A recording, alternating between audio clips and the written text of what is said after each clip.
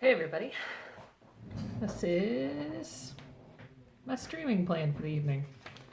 So I'm just gonna pop this here. This is version 1 of this. I'm not happy with it. We're going to be redoing it. So hold tight. I'm just gonna get some digital stuff set up and then I'm gonna get inking.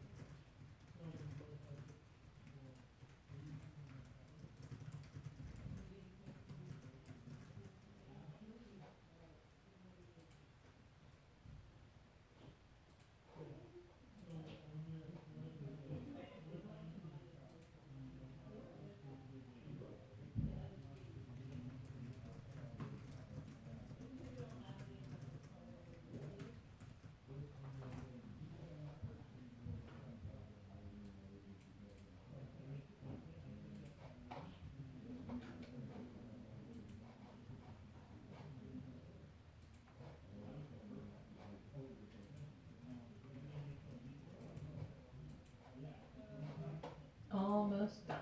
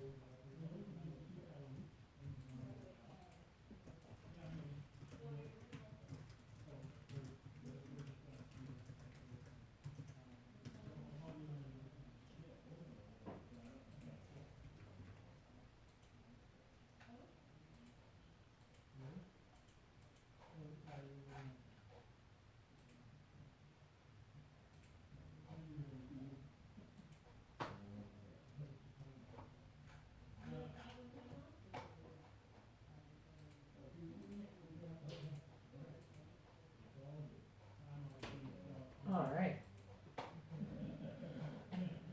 So we got some noise going. So I'm gonna put on some music, just sort of very quietly.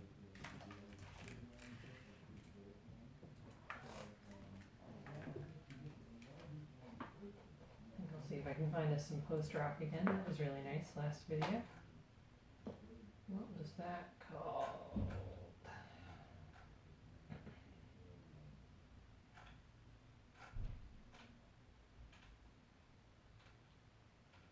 Instrumental post-rock bliss. Sounds about right to me.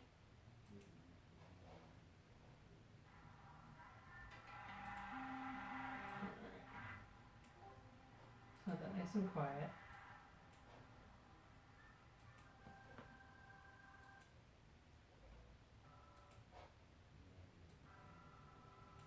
Just something to take the noise, the edge off the other noise around so you guys don't have to listen to muffled conversations. I'm in my studio. Yeah. Thanks to whoever has already dropped in.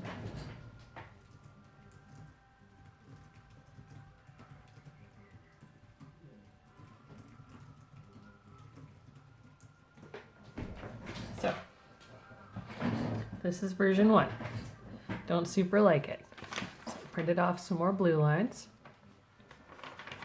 And I'm going to do version 2 today. If that sounds outrageous, fair enough. I want to remind you, this is the other pinup I've done. This is Gove. And it took me 3 versions to get a style and a feel and the accuracy that I liked. So, I'm using that as reference while I go into this. Also using this a bit as reference because it's important to learn from your mistakes. There's a couple moments that I really like. I think some of the shadowing on here is really nice. I think this is a giant mess.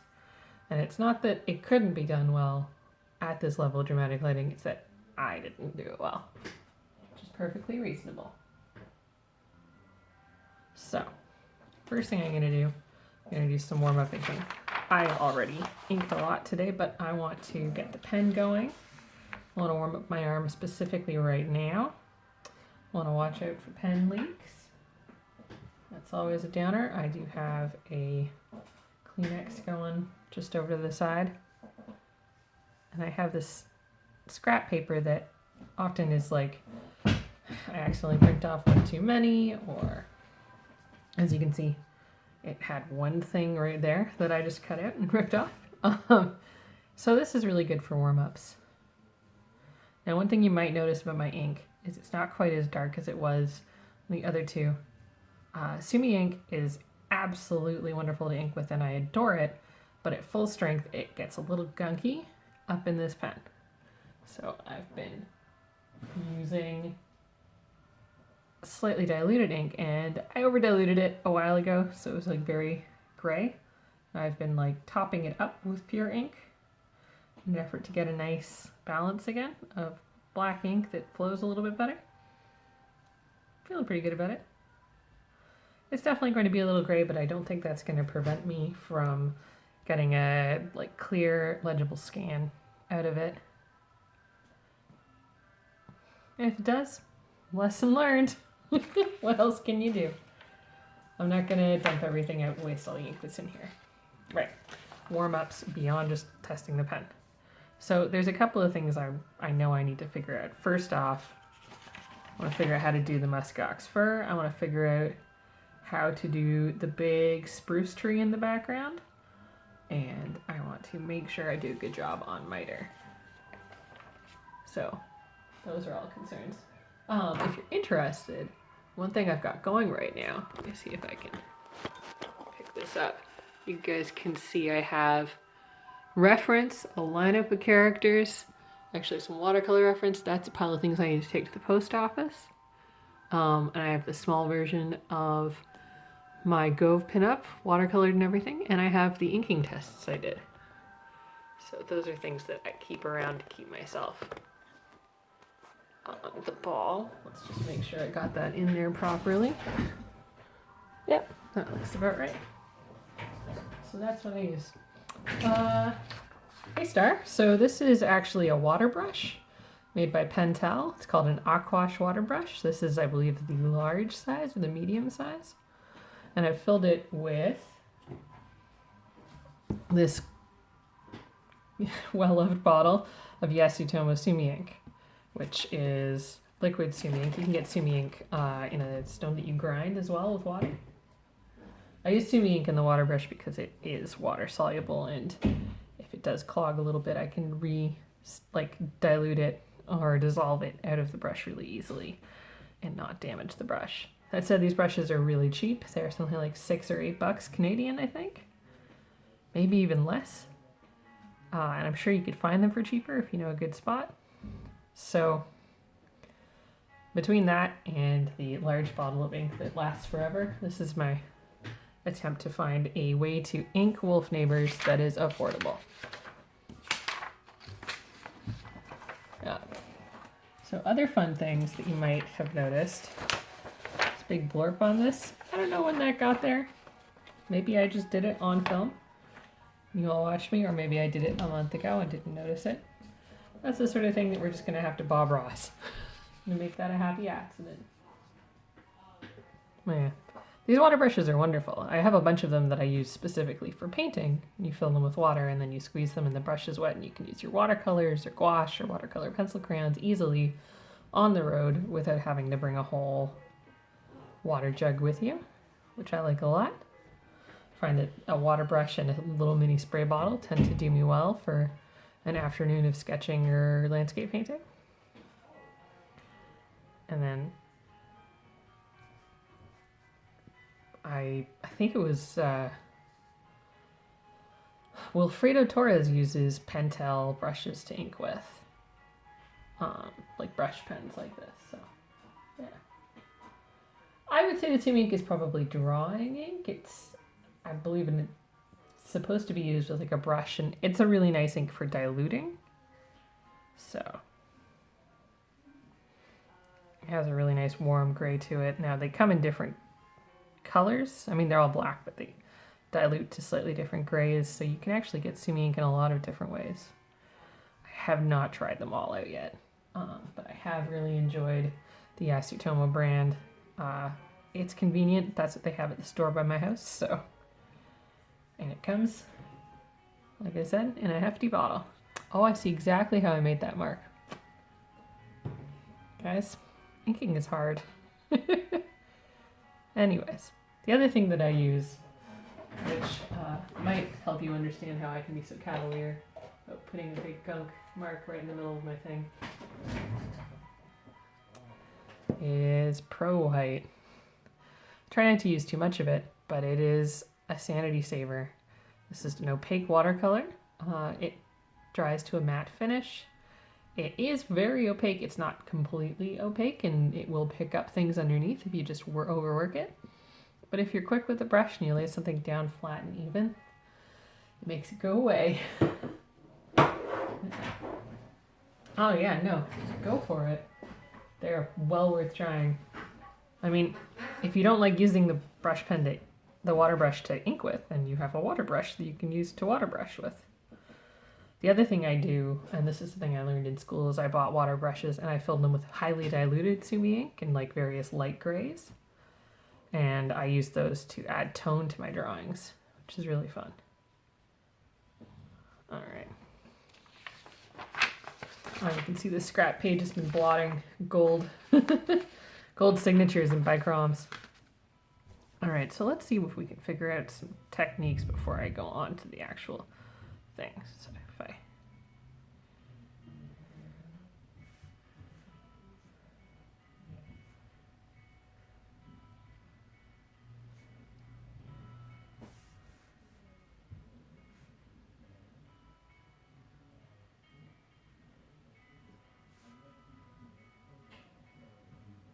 yeah, this is cute. I like this approach.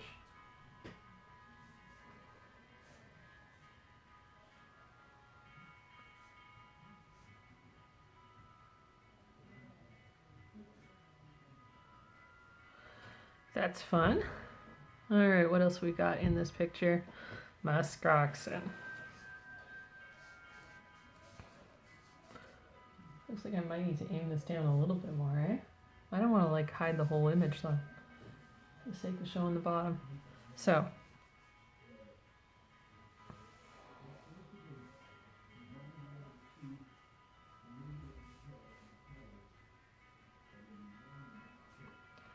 I like the idea of showing sort of the part that they have.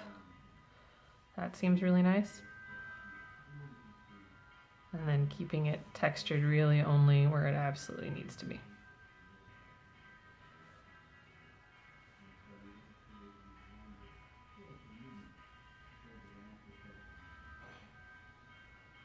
I also want to make sure I keep my pen flowing and not getting gunked up at all. So that's just a light squeeze on the reservoir up here to get the ink moving again. So the main thing is I don't want to add too much texture to distract from what else is going on in the image. So that's the thing I want to keep an eye on.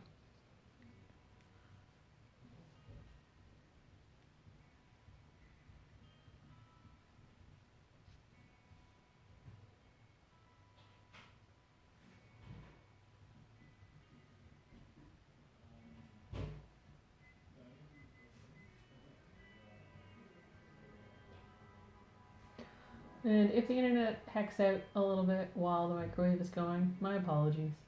I'll be right back on as soon as possible. It does seem like a possibility sometimes. We are a humble studio with a microwave and a router, and I've done my best to try and make them speak friendly to each other, but that's just not going to happen. Alright, so I think the trick is to not overshadow these guys and to let the hair be interesting but not too dense in terms of information.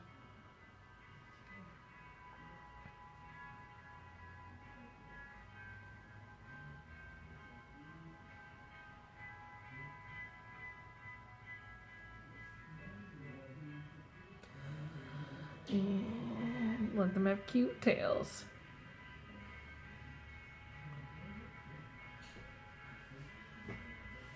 So I'm a really big fan of muskoxen. I think they're adorable. Big, floofy group adventures. These are not specifically supposed to be woodland or Arctic muskoxen. They are inspired by an animal that is extinct now called Butherium bombifrons, or the woodland muskoxen, which is slightly shorter in height, longer in torso length, slightly more spread out muskoxen. So we found enough, we have a nice fossil record to have some idea of what they look like, and they have the most hilarious horns, which led to them also being referred to as the bonnet-headed muskoxen, which is pretty great as far as an animal name, in my opinion. Alright, let's take a quick look at how I've done foreground plants. Yeah, they're pretty cute.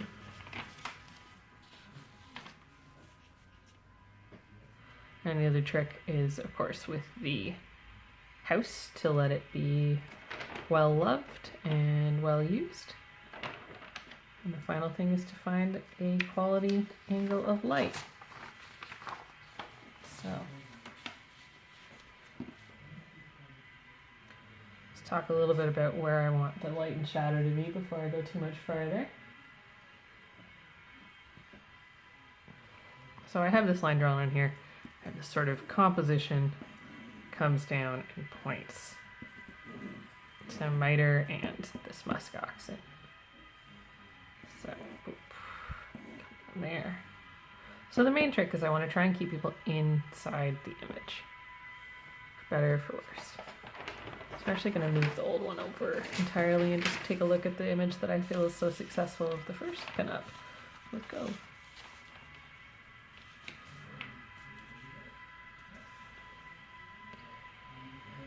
So I do let it get dark at times, but not too dark.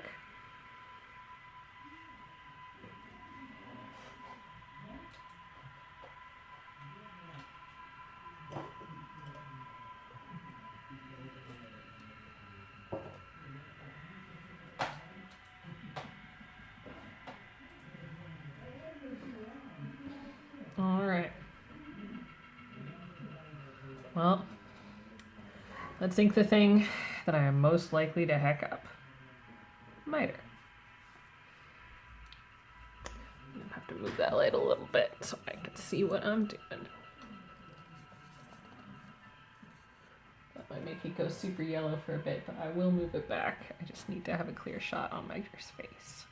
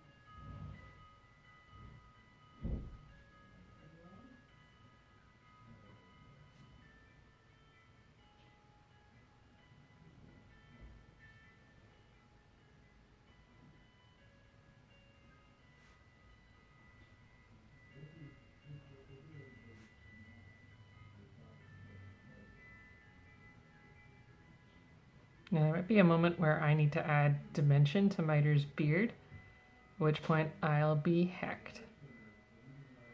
No idea how I'm going to do that. I've completely designed his face. Just have a large, dark shape for a beard.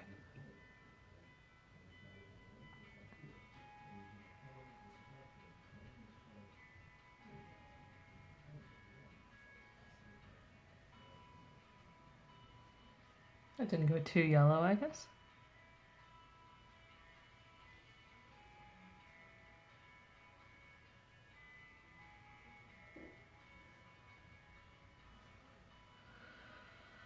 All right.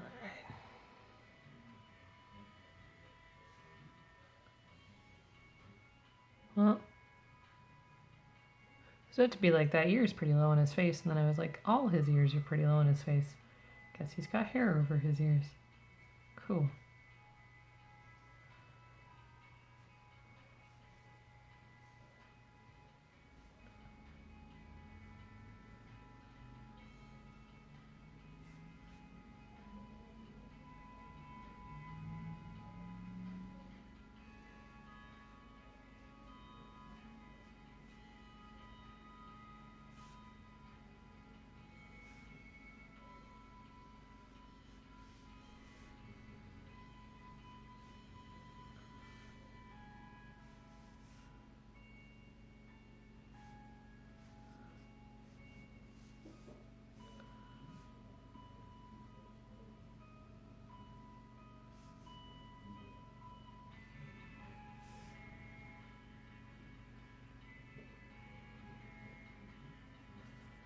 Whew.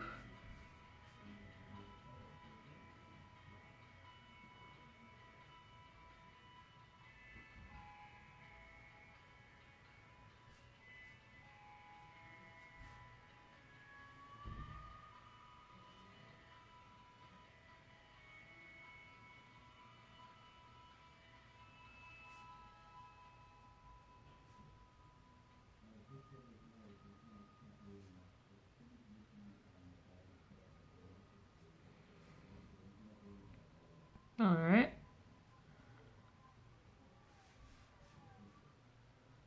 It's going, it's going. All right, there's a muskox horn here I got to deal with before I draw anything else.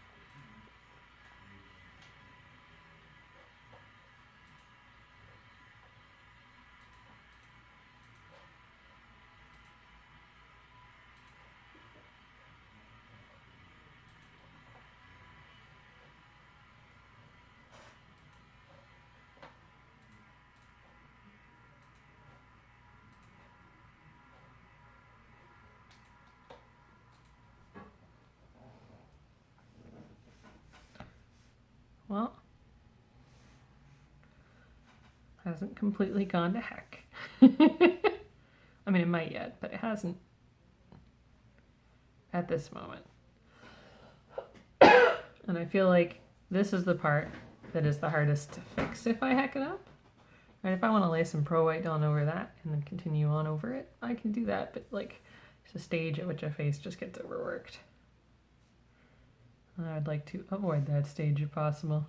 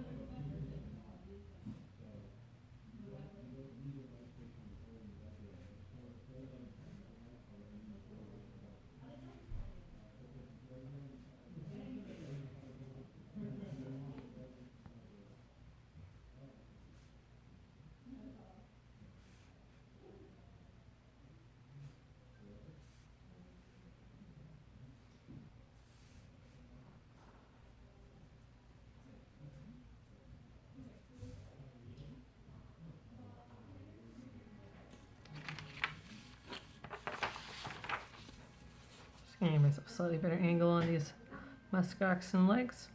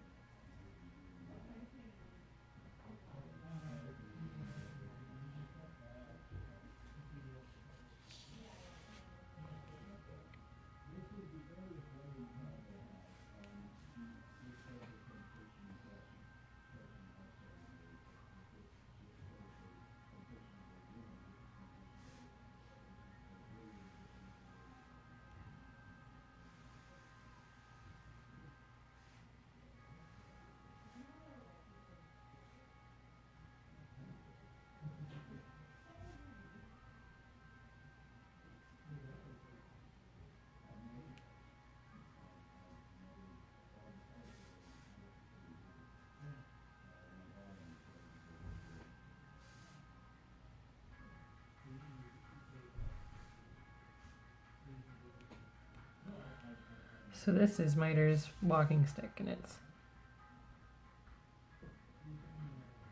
a device, an adaptive device that helps him manage his limp.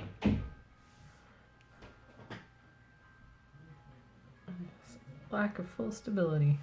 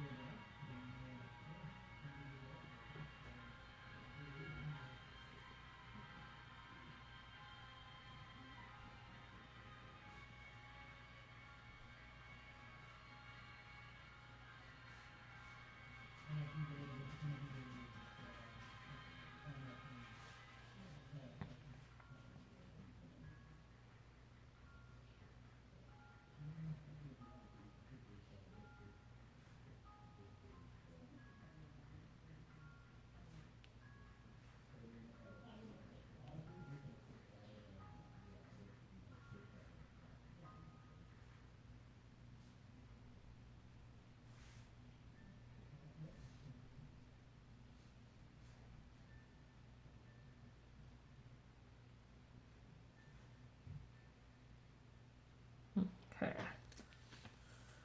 So what about these kitties?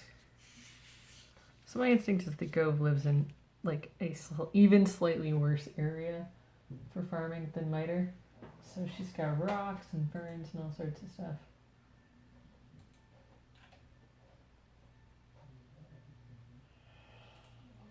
Oh, here's me and my baby on. So Miter's area might be just a little bit more friendly looking. More sedges and such. Maybe more ferns. Let's see if we can figure out a nice way to make some ferns.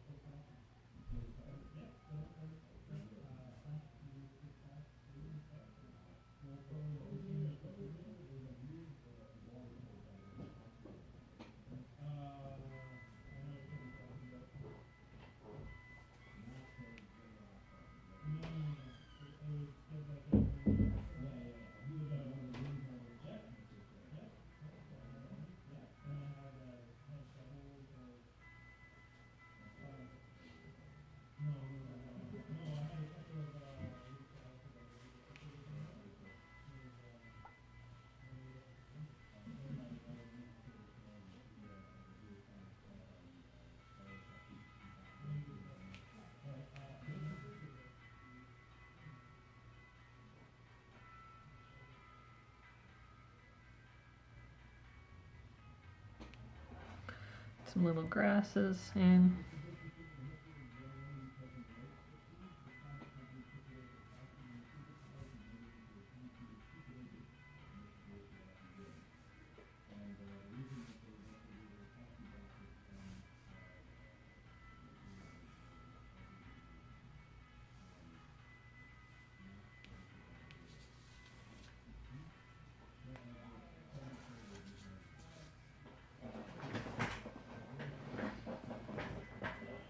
Oh, welcome to whoever's dropping by. Sorry for the quiet. I got in the zone there. Not super sorry about it. It was great. But I'm delighted to answer any questions you have. If you are new to my streams, just type them right in the chat and I will get to them. I try and turn my head and check it every now and then. I'm inking this. This is a pinup for my upcoming comic Wolf Neighbours. So this is Miter, and this is Miter's musk oxen, who are beautiful and I love them. He farms them in the swamp. So right now I'm working on some of these foreground swamp elements, though I feel like if I don't have like a big plan for this guy, I probably should move on farther back into the drawing for a little bit now. So I think what I will do is start on that thatched roof.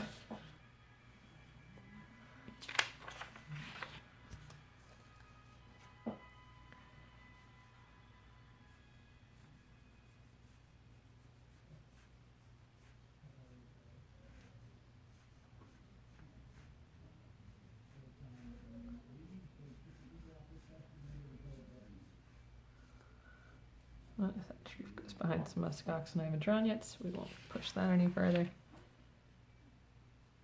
Start pulling this out. Hey, Aaron. I have released my clones into the world. Hope that they're behaving themselves. But no, I think I'm on the opposite end of the country right now. Let's see. So, yeah, inking this for Wolf Neighbours. Doing this to get back in the mental zone so that I can start sneaking in more time on it.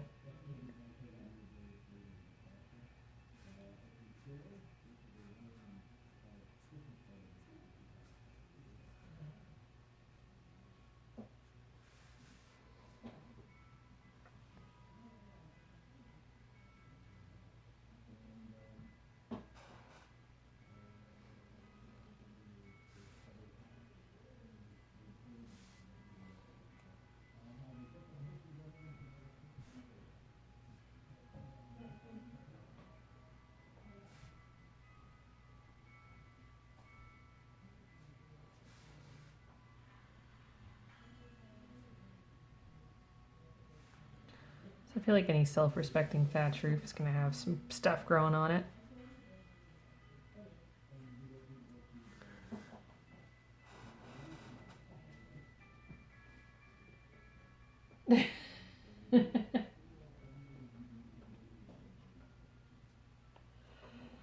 It happens. I mean, God, Gen Con is like clones for all of my friends seem to go to Gen Con.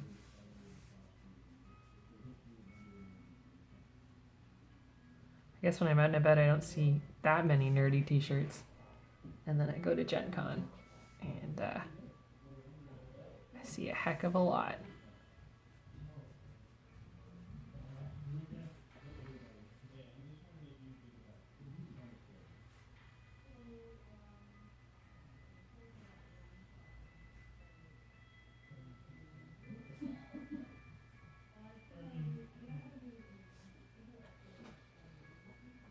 Okay.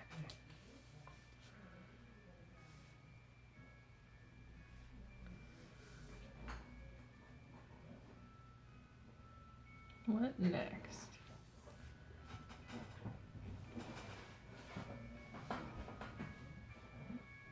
So, doing Miter's house, there's a few things I know about it. One, it has a really nice entranceway. Two, kind of hecked it up in this one. So this is my bad copy I don't like. And the entranceway is just sort of illegible. door starts way too late. Should really start the door there. Have the pillar in front of it. So let's get that pillar in.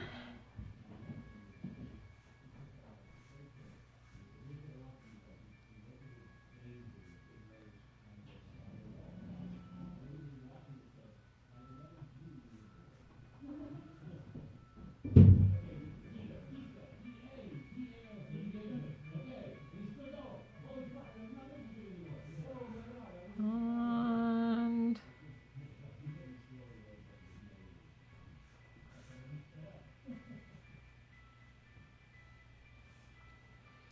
we have a pillar.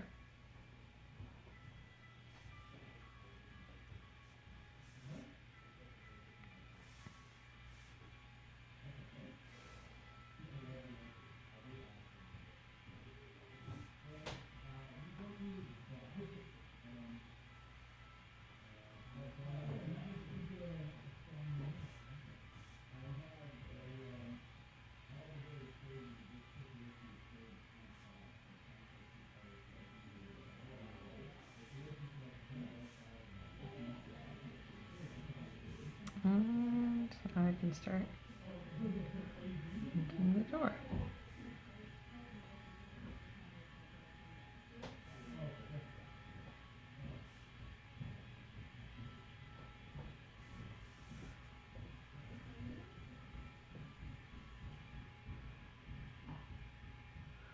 One thing I'm going to try and remember to do is to ink a little bit outside of the image, because on the last one I just inked really very carefully just to the edge, and there were actually some spots where I didn't quite make it to the edge.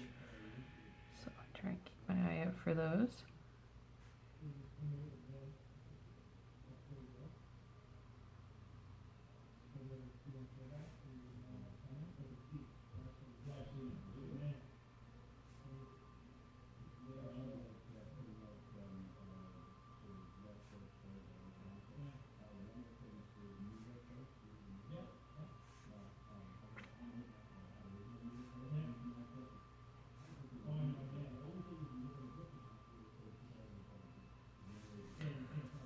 Some more wood grain on this sweet baby door.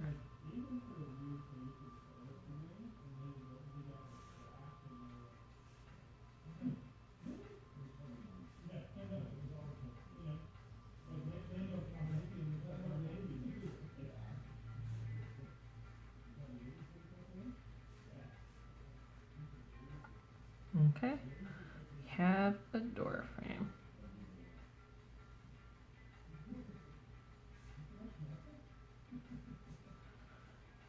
Right now it is, well, we're getting a little overlap.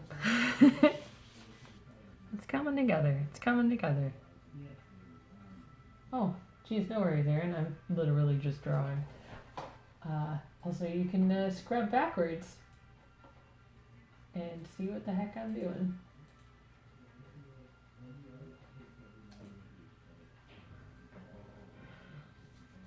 Alright. Guess I'm going to tackle these other musk oxen. So this is an area that I don't think I screwed up as badly in the rough one, the test one, so let's go in and take a look at that.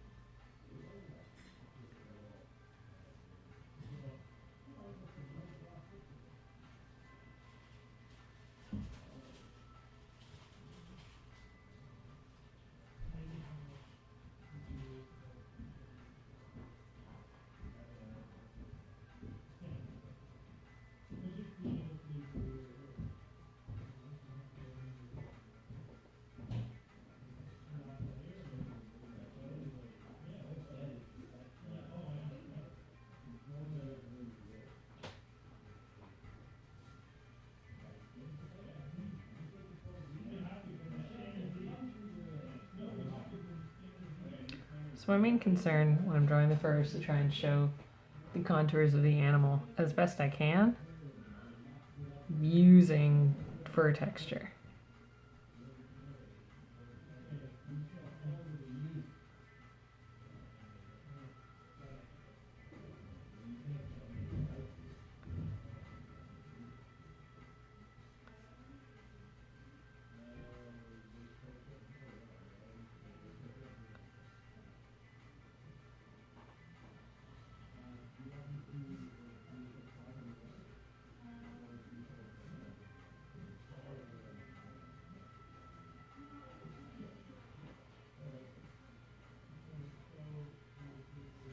Alright.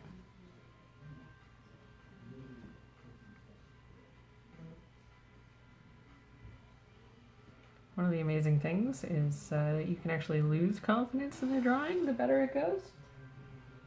So I think I'm tripping myself out a little bit here. And like, this looks good. I'm gonna heck it all up. So, deep breath.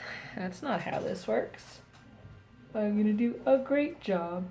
It's gonna turn out fantastic. Probably. And if it doesn't, I'll do it again. That's fine. One of the nice things about working on your own IP is no one can really show up and tell you it's got to go to print right now. You set your own deadlines. If I really think that I've screwed something up, I don't have to make it public. I admit that I'm streaming it, so it's kind of public, but it's not as public as like publishing it. If I don't like it, I can do it again, or I can say, oh, we're not doing this ever again, and I can take on a different thing, or approach it differently altogether. If I hit a wall with these guys, or I'm like, these are impossible to draw, I get to decide if they're in the comic or not. I love them, they're in the comic, there's no negotiating that, but it's a possibility. So, in my pencils, I don't have a tail. In my rough one, I do have a tail, but the tail is like tangent over that, but also gives some overlap. So I'll figure out what I can do to like bring in.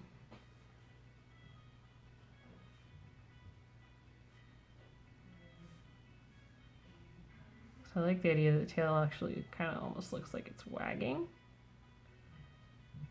which I like a lot.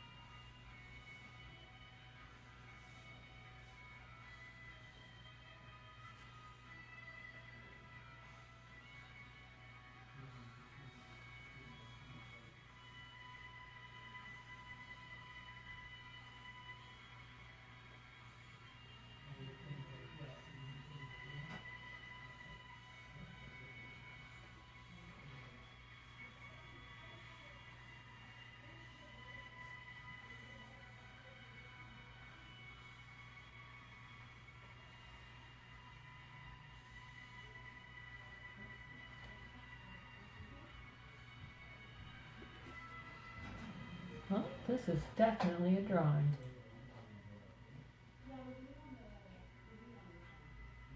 Well, turns out the inks are just as difficult to get good at as pencils. So it's not like the composition is changing. Like I added that tail. That's one of those decisions I should make at the pencil stage, and I didn't, and life goes on. But most of this obviously is all really figured out.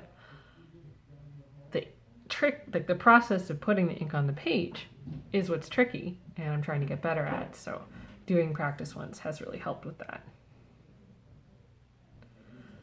Unfortunately, every stage of this is a difficult skill to master. Whew, excuse me. So, yeah.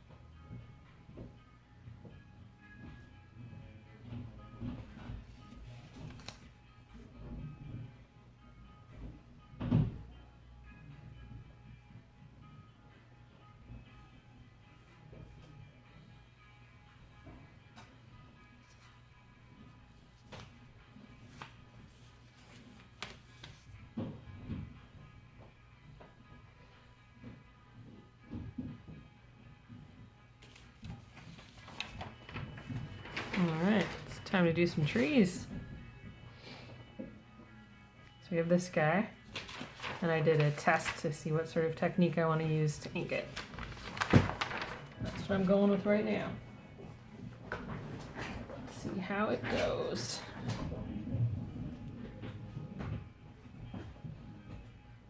Guess I can pull this up and away a little bit more now. I think it's slightly less yellow.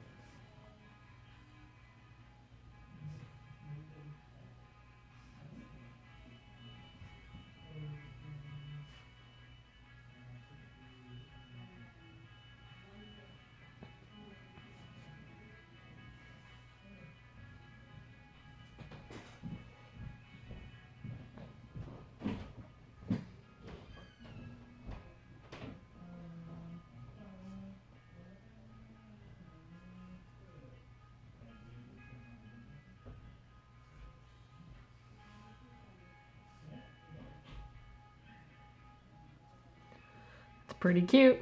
It's a pretty cute way to ink a tree. So one of the things about inking is that you have to be able to translate something into black and white.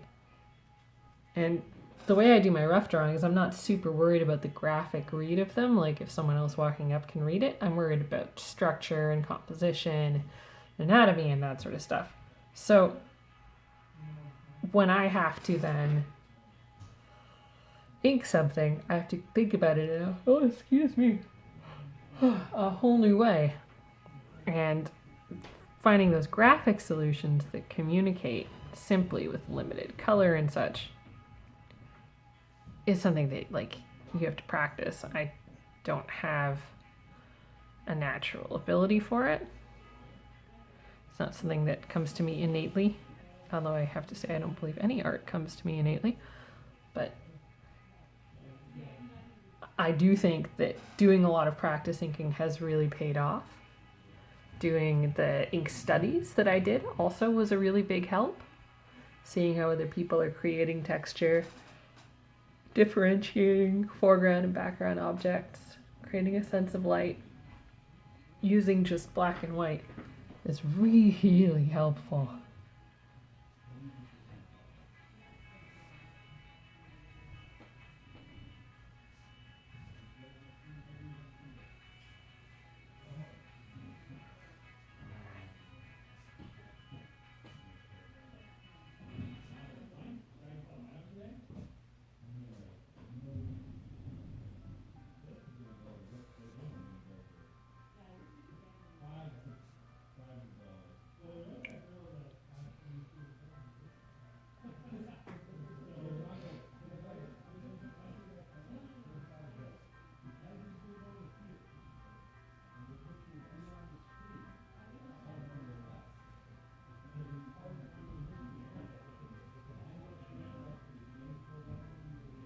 So right now I'm not adding a lot of depth to this particular tree. I can go back and add depth if I want to. Trying to leave that door open. But I'm not totally sure how much depth it's going to need. It might get silhouetted out. We'll see what's necessary. Got a couple of these guys in the front.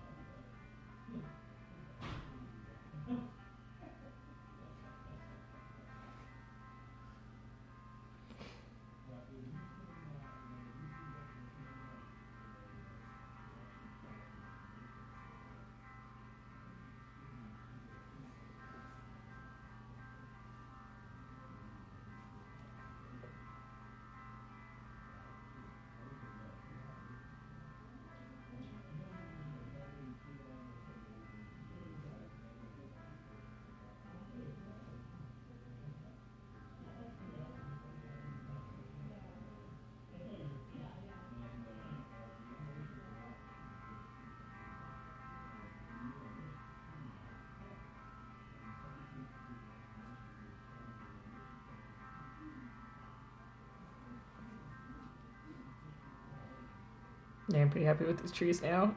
They're really cute. And it hasn't taken me an entire universe of time to ink them, so that's nice. That feels good.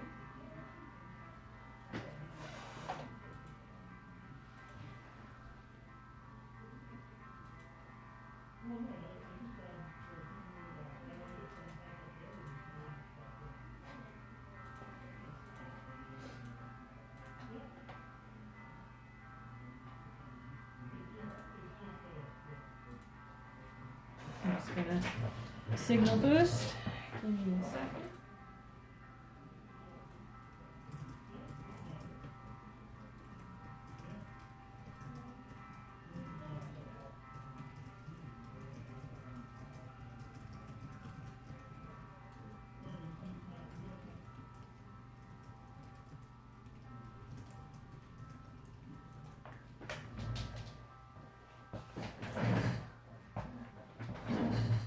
Okay, so now we have this tree. This lovely diagonal tree. And this diagonal tree is a core compositional element. So I'm allowed to make it interesting or be really bold with it. One of the big successes in this other drawing, one of the things that I really am happy with and I've gotten some compliments on, is this tree that comes down into the light and gives us a sense of the sun casting shadows. So what can I do here that could do that? Could have it coming forward into the light. Ooh, I really like that. Okay, well, let's do it.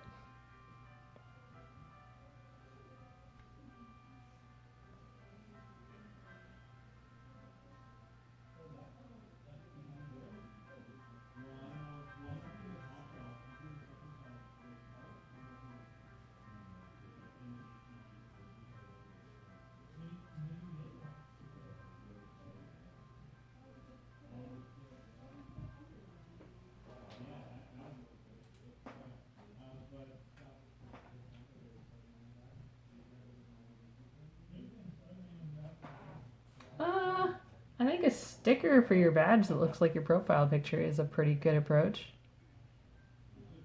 I mean, if you have a consistent profile picture across all of your social media and it's something as graphic and iconic as what you've got, Aaron, I think that that's an easy way to be like, oh, that Aaron, right? I've changed a lot of my social media images to be Wolf Neighbours stuff because that's what I'm going to be hawking over the next year or two in the self-publishing field. So that way when people see me and I'm like, oh, have you heard about Wolf Neighbours? They're like, oh, Jesus, you're that Rachel. And that should work out well.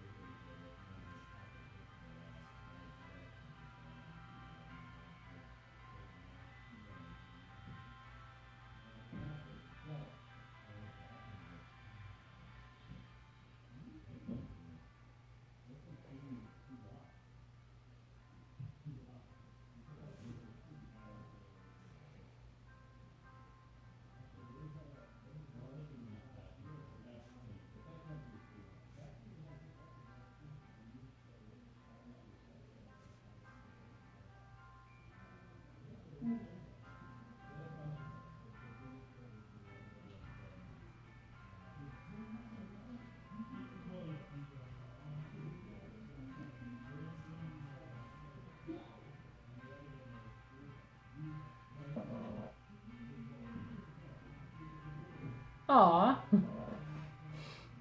I think we sorted it out though, didn't we, Aaron?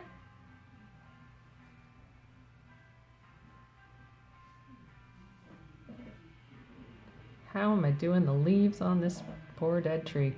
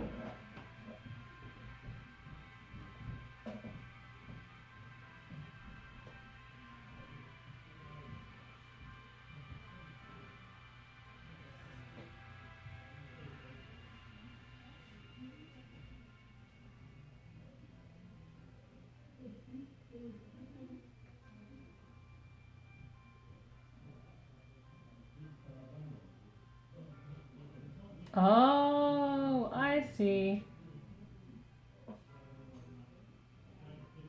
Jeez. Well, thank you for coming and saying hi once it was clear. It's nice to meet you in context. Man, but like, don't feel bad. Gen Con is full of like, oh, I sat next to this person who I've been meaning to talk to for 3 years and I had no idea who they were and missed that opportunity entirely because it's just full of humans. And so many of us are internet only communicators, so it's not like we're sitting and introducing ourselves. Let's see. Getting in this big heckin' tree. Debating if I want to put it in shadow or not. But I think actually this tree is in front of it. So yeah, let's get this guy drawn.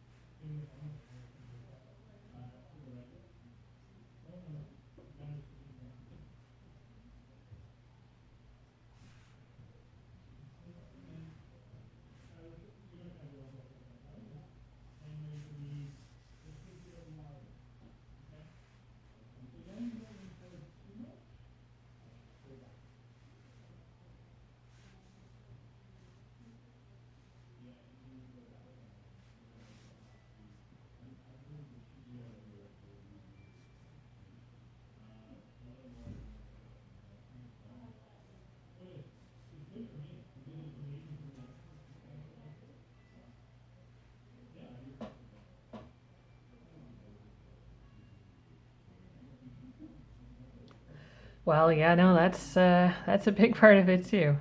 I think one of the things that can be hard to realize when you're not using Twitter as a job is how much the people who do use it as a job have to check in and out of that mode and can't be in it all the time. It's just not sustainable. So it's wonderful to go to Gen Con and meet people that you know on the internet, but then you also have to have, time where you're not being your internet persona, essentially, or you're gonna get overwhelmed.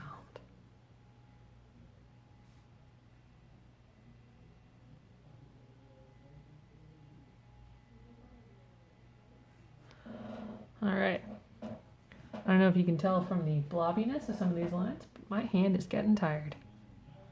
Haven't done this kind of sustained inking in a while. And it is hard work, I gotta say.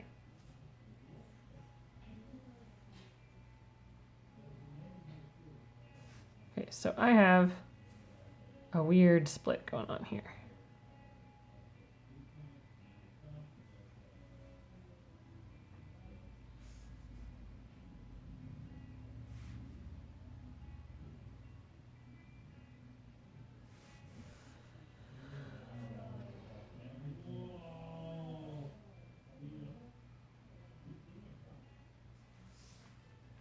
All right. I'm going to take a little break because my arm is tired and I'm not getting the lines I want. And yeah. So I think what I'm going to have to do is probably finish this up off camera. I want to thank you so much for joining me, Erin, and Star for dropping in earlier. Super great. Always a delight to share this stuff with people. Certainly some of my favorite stuff. I will be sharing the finished image in ink form on my Patreon, so Patreon backers can see it there. I will be continuing this process. I will probably be watercoloring this next week, if I am honest about my schedule. Though I really want to get to it ASAP. As soon as it's inked, I just want to throw colors at it. But here we are, in a world where I can't quite do that yet. So stay tuned. Follow me on Twitter, Portable City on Twitter, Instagram, Patreon for all of your info, Wolf Neighbours news, art, and so forth. So thank you all again for dropping in. That's going to be it for me today. I'm going to rest my hand a bit and then finish this up later this evening. And again, if you want to see the finished piece, hit me up on Patreon. Have a good day, everybody, and thanks again for joining. Bye.